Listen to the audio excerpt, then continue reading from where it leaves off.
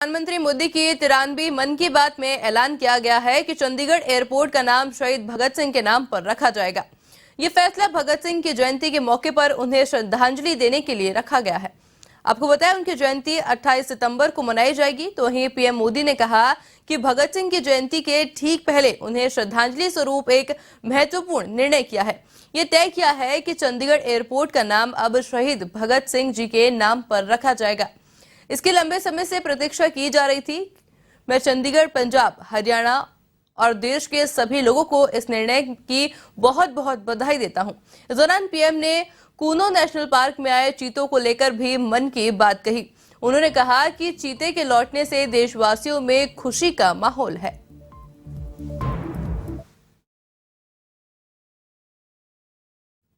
मेरे प्यारे देशवासियों, आज 25 सितंबर को देश के प्रखर मानवतावादी चिंतक और महान सपूत दीनदयाल उपाध्याय जी का जन्मदिन मनाया जाता है। किसी भी देश के युवा जैसे जैसे अपनी पहचान और गौरव पर गर्व करते हैं, उन्हें अपने मौलिक विचार और दर्शन उतने ही आकर्षित करते हैं। दीनदयाल जी के विचारों की सबसे बड़ी खूबी यही रही है, उन्होंने अपने जीवन में विश्व की बड़ी बड़ी उथल पुथल को देखा था। वो विचारधाराओं के संघर्षों के साक्षी बने थे। इसलिए उन्होंने एकात्म मानव दर्शन और अंत्योदय का एक विचार देश के सामने रखा, जो पूरी तरह भारतीय था। दीनदयाल जी का एकात्म मानव दर्शन एक ऐसा विचार है जो विचारधारा के नाम पर द्वंद्व और दुराग्रह से मुक्ति दिलाता है।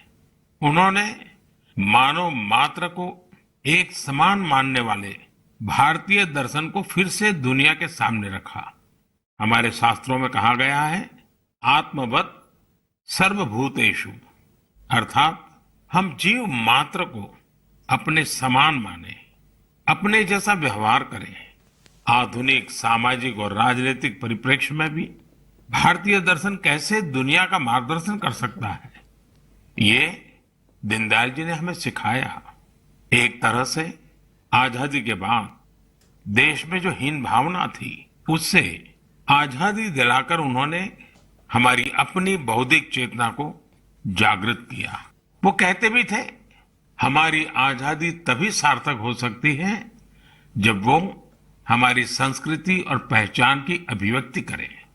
इसी विचार के आधार पर उन्होंने देश के विकास का विजन निर्मित किया था। दीनदयाल उपाध्याय जी कहते थे कि देश की प्रगति का पैमाना अंतिम पायदान पर मौजूद